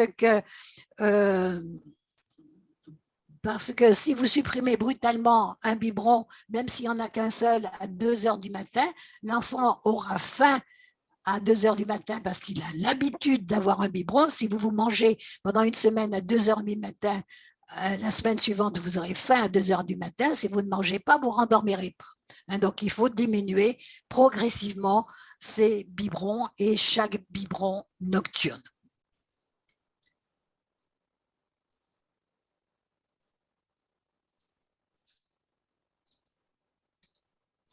Alors, que faire en cas de trouble du sommeil? Donc, voilà Julia. Eh bien, Julia, hein, elle a un endormissement très tardif. D'ailleurs, on lui a fait un petit peu la leçon. Hein, on dit qu'elle était quand même comme un grand prématuré, hein, qu'elle n'avait plus besoin de téter maman avant de s'endormir. Et bon, qu'il fallait peut-être qu'elle aille dormir dans son lit, dans sa chambre. On a expliqué ça aux parents. Et puis, comme l'endormissement est tardif, on va la coucher à l'heure où elle est presque toujours endormie. Donc là, c'était très tard. On avait choisi, autant que je me souvienne, 23 heures. Hein, il faut de façon à faciliter l'endormissement du soir. Et puis, parallèlement, on avance hein, progressivement le réveil du matin pour amener ce donneur de temps qui est important, qui est 1 heure de lever le matin régulière, tous les jours, y compris le week-end, et pas trop tardive. Et en même temps, progressivement, on avance l'heure du coucher. Et vous voyez, 6 mois plus tard, hein, elle a 2 ans, elle a 3 ans, mais elle va aller à l'école. Hein, et vous voyez qu'elle s'endort à peu près à 21 heures, sauf le week-end. C'est une bonne dormeuse, elle n'a plus du tout d'éveil, elle a un sommeil très long, hein, puisqu'elle s'endort à 21 heures, elle se réveille à 1 heure, elle a 13 heures de sommeil, elle ne fait plus la sieste. Mais elle va rentrer à l'école, donc on va être obligé d'avancer encore son heure de lever le matin et il est probable qu'à ce moment-là, à l'école, elle recommencera à faire la sieste en tout début d'après-midi. Alors, on va arrêter. On peut passer aux questions. Ah, doit-on laisser pleurer un enfant la nuit en cas de réveil et jusqu'à combien de temps? Alors ça, je n'ai pas beaucoup insisté, mais en tous les cas, pas avant 6 mois. Hein. À 6 mois, on peut le laisser pleurer 2 minutes, hein, puisque 2 minutes, 3 minutes. Hein, il y en a même qui disent, bon, à partir de 4-5 mois, on peut laisser pleurer 5 minutes, mais pas plus longtemps. Hein, mais à partir de 6 mois, on peut faire cette méthode 5, 10, 15. Mais cette méthode, on ne doit pas l'appliquer comme ça, hein, en la laissant pleurer l'enfant. Hein, il ne faut pas l'appliquer chez les enfants prématurés, il ne faut pas l'appliquer chez les enfants trop inquiets, chez les enfants qui ont des otites, chez les enfants qui ont des difficultés de séparation, pas chez les parents qui sont déprimés. Donc, c'est quelque chose qui doit être fait de façon très, très prudente, hein, et très progressive. Et il faut préparer les parents de façon à ce qu'ils soient bien d'accord, tous les deux, hein, les deux parents, pour laisser pleurer progressivement l'enfant. Alors, généralement, on laisse pleurer 5 minutes, on lui explique, on le laisse pleurer 5 minutes, on va le voir, au bout de 5 minutes, on dit « je suis là », on repart, on le laisse repleurer 10 minutes, hein, et puis jusqu'à 15 minutes, hein, et finalement jusqu'à ce qu'il s'endorme en dehors de la présence des parents. Alors, ça prend à peu près 1 semaine, hein, et c'est effectivement très efficace, mais il faut que ça soit bien encadré et que ça ne soit pas fait n'importe quand, ni n'importe comment. Hein. Alors, on a une autre question. Ma petite fille s'endort avec sa maman une fois endormie, la maman s'en va, mais au milieu de la nuit, toujours aux alentours de 3 heures du matin, elle se réveille. Elle a quel âge? Ah, je ne sais pas. Bon, Alors, ça fait rien. Elle a, bonsoir, elle a 2 ans. 2 ans, d'accord. Donc, elle s'endort avec sa maman. Eh bien, la maman, elle a beaucoup de chance parce qu'elle a un enfant qui dort bien. Hein, mais si elle se réveille dans la seconde partie de nuit, c'est un éveil qui est normal, hein, puisqu'à 2 ans, on se réveille encore 3-4 fois dans la nuit. Et c'est qu'elle ne sait pas s'endormir seule. Et elle se réveillera sa maman et ses parents tant qu'elle ne saura pas s'endormir seule. Donc, il faut travailler sur l'endormissement. Il faut que progressivement, votre enfant s'endorme seul, hein, sans votre aide. Donc là, il faut faire un rituel du coucher parce que le rituel du coucher, c'est important, hein, mais progressivement, il faudra quitter la chambre de façon à ce qu'elle apprenne à s'endormir seule en dehors de votre présence. Chaque fois qu'un enfant s'endort en présence de ses parents, chaque fois qu'il s'endort avec un biberon ou il se réveillera la nuit parce qu'il ne sait pas, les réveils sont normaux, mais il ne sait pas se rendormir sans être nourri, sans avoir la présence de ses parents vers lui. Merci. Et on a une autre question de comment aider son enfant à s'endormir seul. Eh bien, il faut le faire progressivement. Hein, c'est-à-dire que, bon, là, j'ai expliqué pour les biberons. Hein, il faut dissocier, si l'enfant s'endort au sein ou en particulier au biberon avant de dormir. Il faut dissocier déjà le biberon de l'endormissement. Donc, il faut que le biberon soit pris en dehors de la chambre et il faudra, il faudra faire attention qu'il mange suffisamment le soir et diminuer progressivement ce biberon. Et ensuite, diminuer progressivement tous les biberons de 10 millilitres ou de 20 millilitres, hein, de façon à les supprimer progressivement. Et puis, quand il ne sait pas s'endormir seul, donc là, si l'enfant est suffisamment grand, hein, si les parents ne sont pas trop anxieux, si l'enfant n'est pas trop anxieux, eh bien, on peut le laisser pleurer progressivement. Alors, si les parents ont des difficultés à le laisser pleurer, on va commencer par un temps plus court, le laisser pleurer 3 minutes, et puis le revenir en disant « je suis là », et puis le laisser pleurer 5 minutes, revenir, hein, en disant « je suis là », mais sans le prendre dans les bras, sans l'aider à s'endormir, et puis le laisser de plus en plus pleurer longtemps, sans dépasser 15 minutes, jusqu'au moment où il s'endort en dehors de la présence des parents. J'avais une question pour gérer les frayeurs. Des conseils pour gérer les frayeurs nocturnes? Ah, les frayeurs nocturnes. Donc ça, c'est important. Je ne vous l'ai pas montré parce que le temps était un petit peu court. Il faut bien faire la différence. Est-ce que c'est une terreur nocturne ou est-ce que c'est un cauchemar? Hein, donc la terreur nocturne, c'est dans les 3 premières heures de sommeil. Hein, ça survient au cours du sommeil lent profond. L'enfant n'est pas réveillé, même s'il pleure de façon importante, même s'il paraît très effrayé, hein, et souvent il hurle, il transpire, il est assis sur son lit, mais il n'est pas réveillé. C'est tout son système neurovégétatif qui est stimulé, mais son cerveau reste en sommeil lent profond. Il faut le recoucher tout doucement, hein, il ne faut pas le réveiller parce qu'à ce moment-là, il risque d'avoir un réflexe d'échappement, sortir de son lit, se mettre à courir. Il faut éviter de le réveiller, le recoucher. De toute façon, les parents, eux, sont très effrayés puisque les parents me disent quelquefois « Docteur, j'ose pas vous le dire, hein, même des parents très cortiqués, j'ose pas vous le dire, mais il me semble possédé. » Vous voyez, c'est l'intensité de la frayeur des parents. Mais lui ne ressent rien. Hein, et le lendemain matin, il ne s'en souviendra pas. Et souvent, il vous dira « Alors, maman, je t'ai pas réveillée cette nuit. Hein ?» Et la maman dit « Oui. » Tu as même réveillé tous les voisins. Hein, donc ça, c'est la terreur nocturne, c'est les 3 premières heures de sommeil. En revanche, Bon, le cauchemar, c'est un mauvais rêve qui réveille l'enfant. Quand les parents arrivent, ils pleurent, il pleure, il se réveille, il pleure, il est parfaitement réveillé et souvent, lui, il ne veut pas se rendormir. Pourquoi? Parce qu'il a peur que ça recommence et à ce moment-là, exceptionnellement, on peut lui dire, ben, viens dormir avec nous et le lendemain matin, il s'en souvient parfaitement bien. Et le lendemain soir, souvent, il a peur que ça recommence.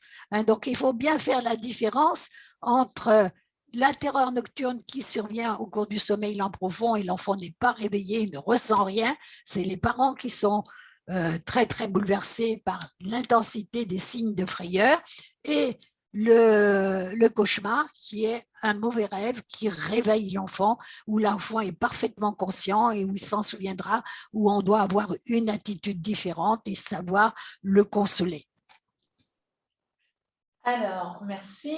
On a une autre question. Aujourd'hui, notre fils dort avec l'un de nous. Il a 6 mois. Doit-on continuer? Avec l'un de vous. Un des deux parents. Avec les deux parents.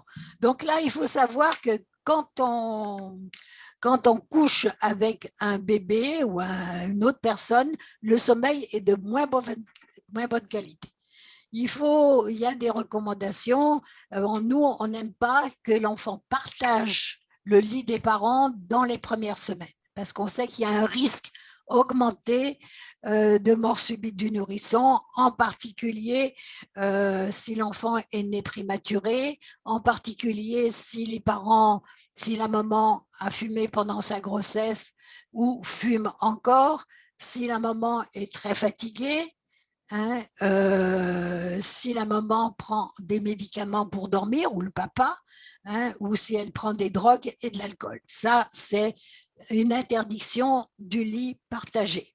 Mais il faut, après 6 mois, on est plus cool, mais il faut qu'il n'y ait pas d'oreiller, pas de couverture, pas de couette dans le lit des parents. Il vaut mieux que l'enfant soit couché du côté de sa maman plutôt qu'entre les deux parents. Donc ça, c'est des choses qui sont importantes. Et là encore, il faut éviter de coucher avec un enfant si on est en excès de poids, si on est obèse et si on est très fatigué. Alors là, la question, Anne-Sophie, elle précise que l'enfant ne dort pas dans le lit, mais dans un lit à côté. Ah ben là, il n'y a pas de problème. Là, il n'y a aucun problème. Et non, il faut bien faire la différence entre lit partagé et chambre partagée. Ça, c'est important. Le lit partagé, bon, c'est ce dont je vous ai parlé. La chambre partagée, c'est un facteur protecteur vis-à-vis de la mort subite du nourrisson, parce que s'il y a quelque chose d'anormal qui survient, les parents seront plus à même d'intervenir. Donc, nous, on conseille la chambre partagée, idéalement jusqu'à 6 mois et même quelquefois jusqu'à 1 an. Moi, je suis un petit peu plus cool, c'est-à-dire qu'à partir de 6 mois, on peut mettre, en particulier pour la sieste, progressivement l'enfant dans sa chambre, dans son lit. Et ensuite, bon, pour passer du lit dans la chambre au grand lit, on le fait à partir de 2-3 ans.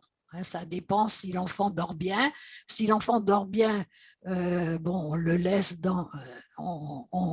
on peut le mettre dans un grand lit. S'il continue à se réveiller, il vaut mieux attendre 3 ans avant de le passer dans un grand lit. Donc, mais effectivement, ce qui est recommandé, c'est le lit contre le lit des parents, en particulier pour les mamans qui allaitent. Elles prennent le bébé pour l'allaiter et elles le remettent ensuite dans son espace de sommeil. C'est bon? Oui, Voilà. bonsoir. Bonsoir. Alors, moi j'appelle, j'ai un petit garçon du coup qui a 11 mois, qui s'endort encore beaucoup au sein le soir. Les nuits se passent très bien, il fait ses nuits, donc je m'autorise à l'endormir au sein. Par contre, depuis peu, la problématique, c'est sur les siestes. Au moment du coucher des siestes, il se met dans des états pas possibles. C'est des hurlements, de la colère, enfin, on ne sait pas trop. Et du coup, on est embêté sur l'endormissement au moment des siestes. Et on Et il aimerait fait bien des pouvoir siestes ou pas? l'accompagner. Il en Comment? fait quand même? Il fait quand même une sieste ou pas? Oui, il dort le matin et l'après-midi. En fait, ça se passait plutôt bien. Il allait à la Oui. crèche, il avait un rythme. Depuis quelque temps, il est à la maison. Et Et pourquoi il a quitté la crèche? on a enchaîné la maladie, Oui, Covid, oui, voilà.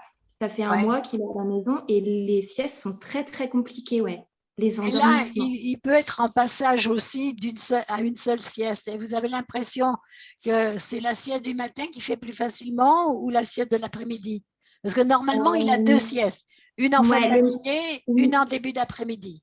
Eh ben, le matin, je trouve qu'il s'endort plus facilement. Oui. Des fois, du coup, je le couche pas le matin, je le couche que l'après-midi parce que si je le couche le matin, j'ai encore plus de mal l'après-midi. Oui, mais est-ce que quand vous le couchez le matin, il a une sieste absolument très longue?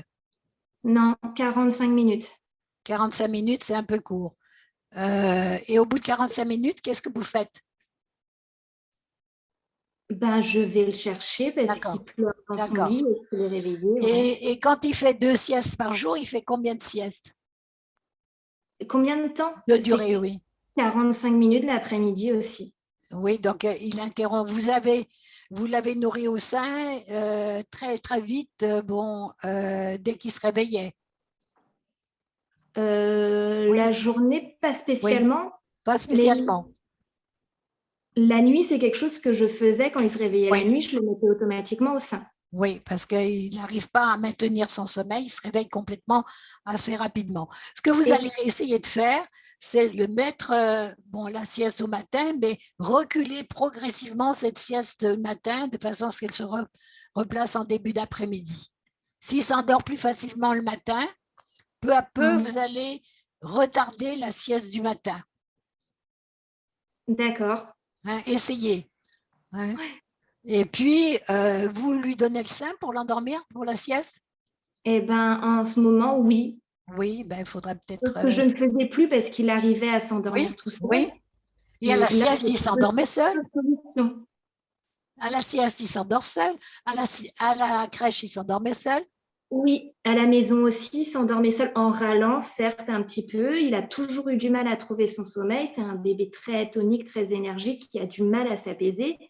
Mais Mais là, il y arrivait un peu dans la donc difficulté, là, mais il va il y falloir, arrivait. là, il y a eu des perturbations, mais il va Ouais. falloir revenir un tout petit peu en arrière, dissocier le sein de l'endormissement, parce qu'après, il risque, au niveau des éveils même nocturnes, de se réveiller et de réclamer le sein.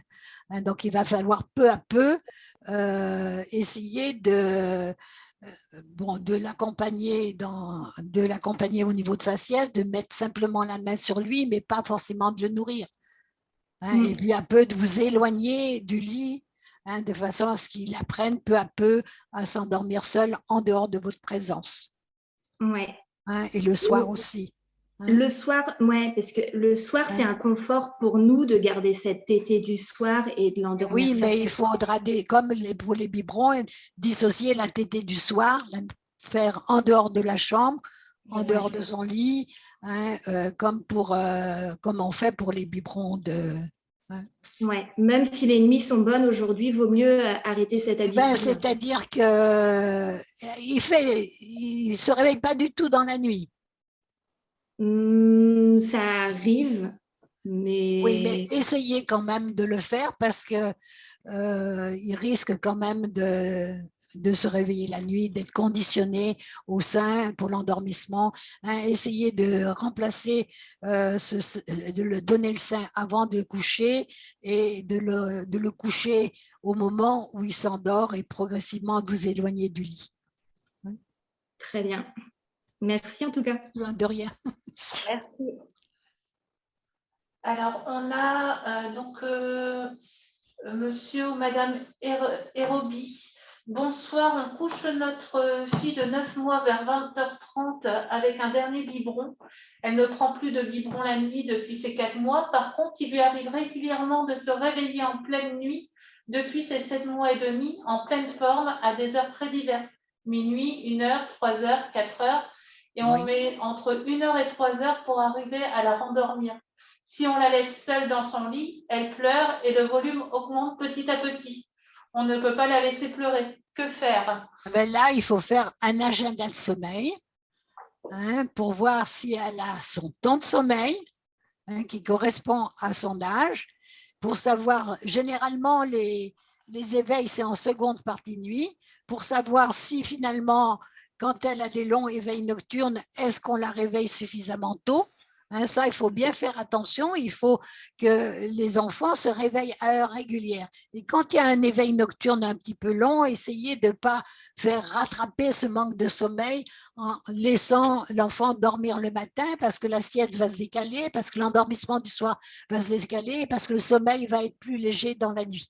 Hein, il faut bien penser aux donneurs de temps. Et en particulier que l'heure du réveil, le donneur de temps le plus important, c'est une heure de lever le matin régulière, même les week-ends, et si vous voulez, pas trop tardive. Hein, parce que plus l'heure du matin est tardive, plus l'enfant, en début d'après-midi, fera une sieste tardive, et puis plus il s'endormira le soir tardivement, et plus il se réveillera la nuit. Hein, donc, il faut bien penser aux donneurs de temps, et c'est là où il faut faire l'agenda de sommeil pour savoir combien de temps il dort, combien de fois il se réveille dans la semaine, quelle est vraiment la durée des éveils nocturnes.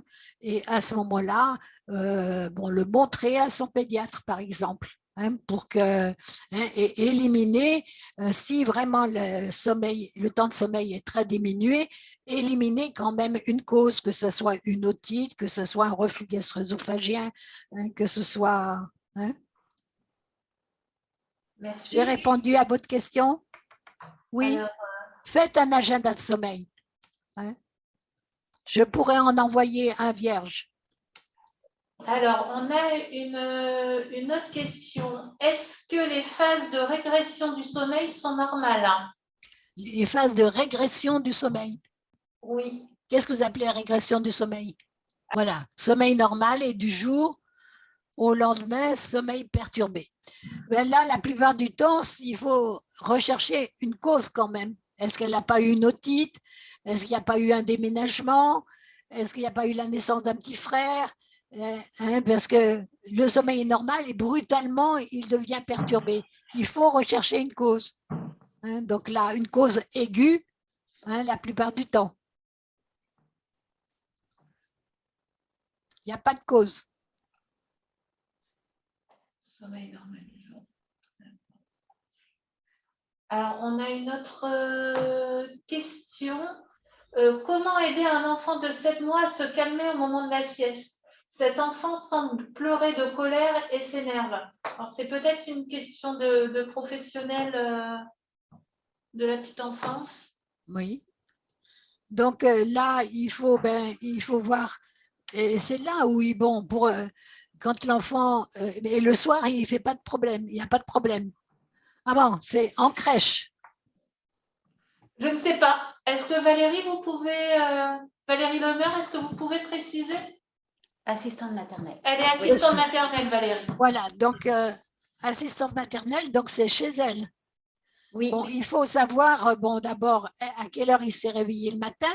Est-ce qu'il a sommeil quand il a quel âge? Il a 7 mois. 7 mois. Est-ce que le matin, il ne s'est pas réveillé trop tard? Est-ce que c'est vraiment… Donc, 7 mois, il a une sieste le matin, hein, et une sieste en début d'après-midi. Hein, donc, est-ce que la sieste du matin n'a pas été trop longue? C'est là où il faut faire un agenda de sommeil et il faut que les parents fassent aussi un agenda de sommeil et il faut que se coordonner entre les parents et l'assistante maternelle pour savoir comment on peut harmoniser, à quelle heure il se couche le soir, à quelle heure il se réveille le matin, à quelle heure il fait la sieste le matin, à quelle heure il fait la sieste en début d'après-midi, pour savoir comment on peut coordonner au mieux, comment il dort le week-end aussi, hein, et essayer de savoir d'harmoniser un tout petit peu entre le sommeil de nuit et le sommeil de jour pour savoir pourquoi il pleure en début d'après-midi. Hein. Est-ce qu'il a vraiment sommeil? Hein, donc, mettez bien en place un agenda de sommeil et là, avec les parents, et vous discutez entre eux. Parce que quelquefois, les parents vont vous dire, vous me le faites trop dormir, vous me le faites dormir trop tard, il n'arrive pas à s'endormir le soir, etc. Hein? Alors ça, on a une question aussi qui rejoint un peu celle de tout à l'heure. Lors de ces réveils nocturnes, je nourris l'enfant au sein, il a 6 mois. Je ne sais pas vraiment s'il a faim, c'est davantage pour l'apaiser. Faut-il faire différemment et le calmer dans les bras Et est-ce que, non, il ne faut pas le calmer dans les bras, il faut mettre la main et essayer de ne pas systématiquement, bon, dans la journée, est-ce qu'il est encore alimenté au sein?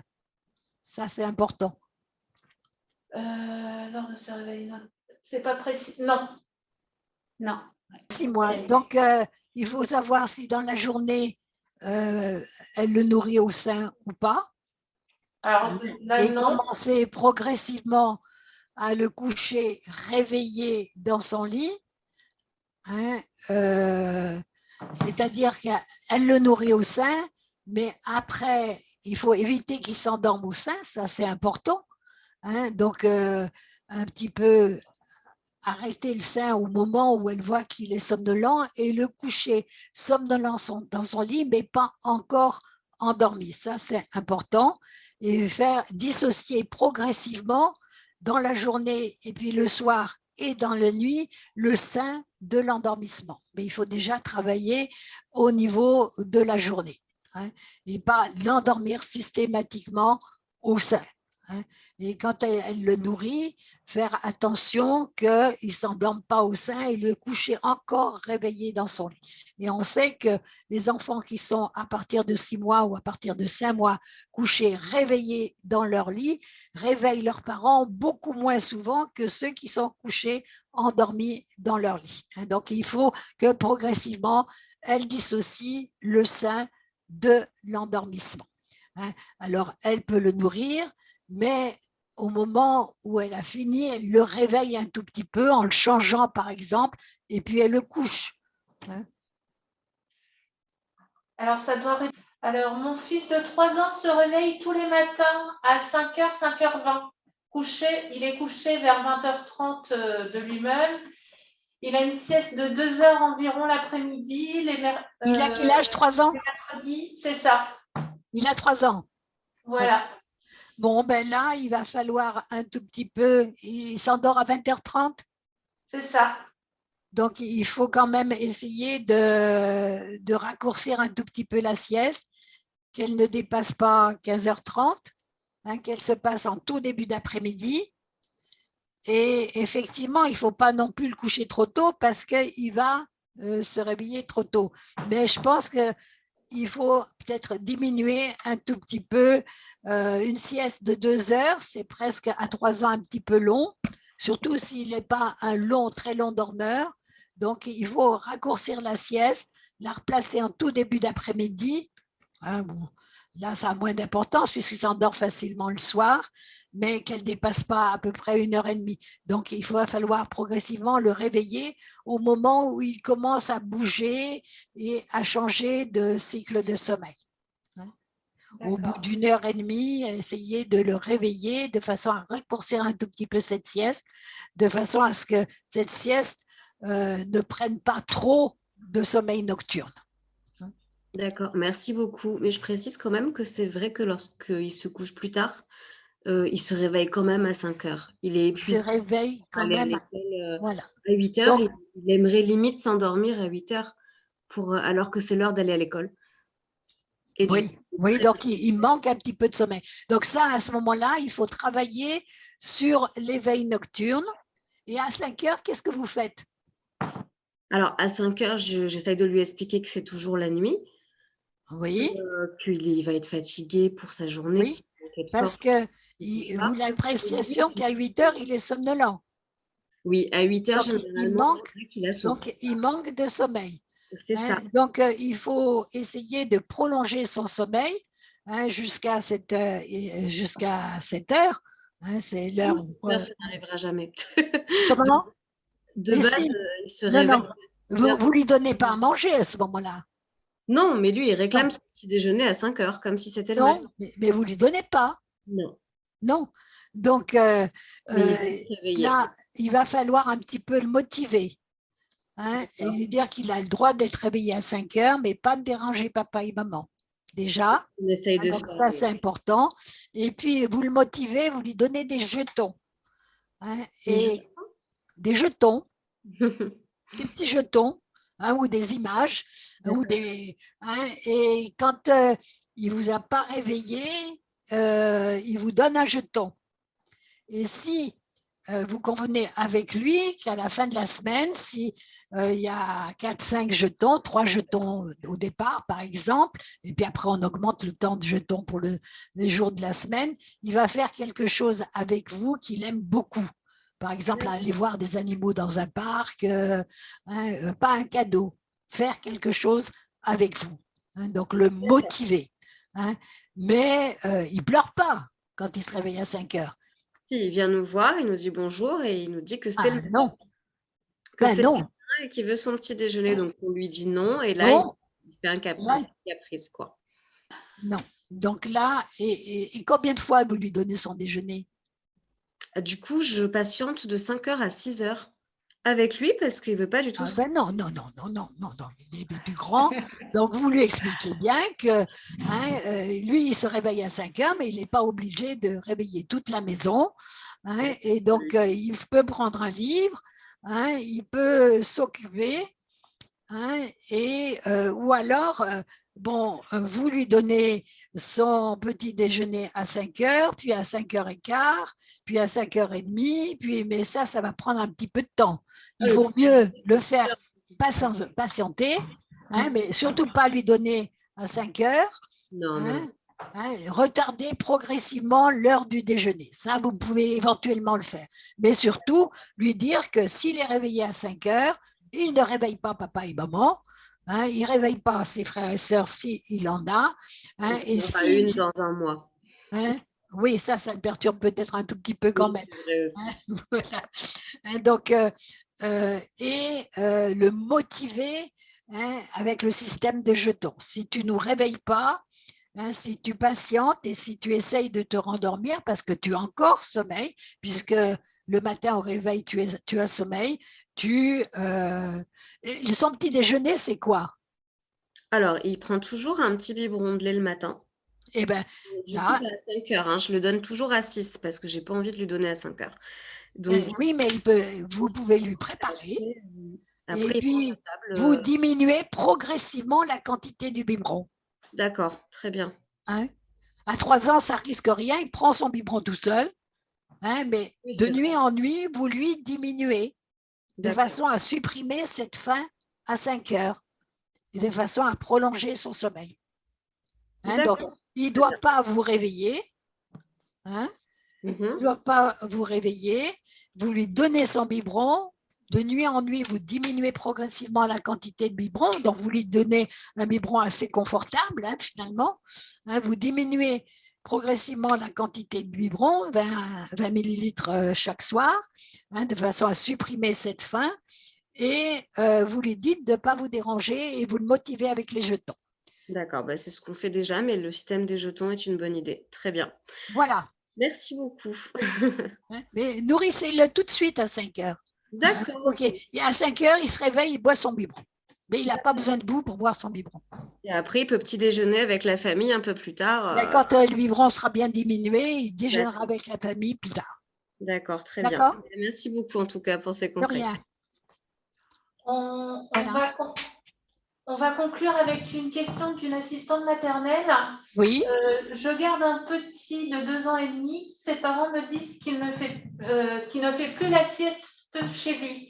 Mais quand je lui propose la sieste de début d'après-midi, il s'endort facilement et dort 2 heures. Les parents me disent qu'il se couche trop tard le soir, du coup. Voilà, ça, la question, c'est effectivement, si c'est un court dormeur, hein, et qu'il ne fait plus la sieste chez lui, ça peut être parce qu'il n'a pas envie de la faire chez ses parents, mais il faut savoir que quand il ne fait pas la sieste chez lui, il est comment en fin d'après-midi. D'accord? Ça, c'est la première question à poser pour savoir s'il a besoin de cette sieste ou pas. S'il a 2 ans et demi qui ne fait plus la sieste et en fin d'après-midi, il reste cool, pas capricieux, calme, pas hyperactif, c'est qu'il n'a probablement pas besoin de faire la sieste. La deuxième question, c'est s'il fait la sieste pendant 2 heures, à quelle heure il s'endort le soir?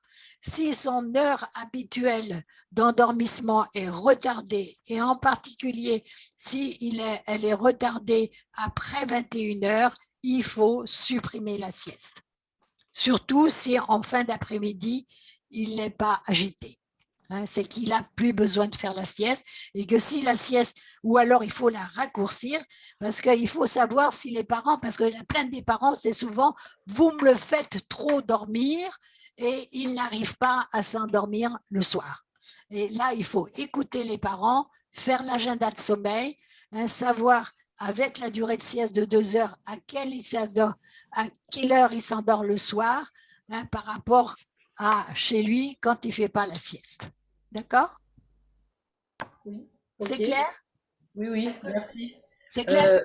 Oui, c'est juste que moi, quand je l'ai du coup en début d'après-midi et qu'il fait pas Oui. de sieste, il a vraiment des signes de fatigue.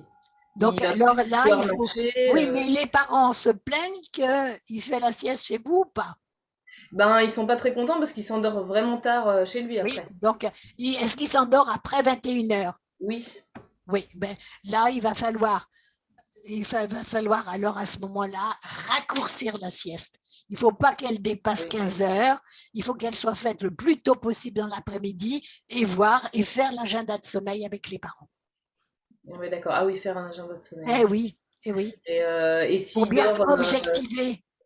Pour et bien objectiver. Et s'il dort, eh ben, il faudra le réveiller à un moment où il commence à bouger, à grogner, à se retourner dans son lit, à être en sommeil léger ou en sommeil paradoxal, mais pas le réveiller en plein sommeil profond. d'accord, mais j'ai essayé de le réveiller et en fait, il a vraiment du mal à se réveiller. J'ouvre Oui, parce que vous essayez de le réveiller en sommeil profond. mais au bout de 2 heures, enfin, il y a des fois, il a dormi 1 heure et demie ou 2 heures, et des fois même plus, et il a trop non, du mal non. à se réveiller. Oui, non, mais il faut essayer de le réveiller surtout parce qu'après, il va s'endormir après 21 heures, il va se réveiller dans la nuit, il va avoir un mauvais sommeil.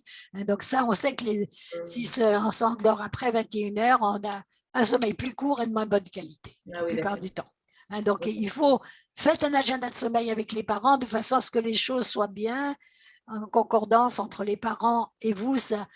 Ça diminue un petit peu les problèmes entre les parents et l'assistante maternelle. D'accord. D'accord? Merci.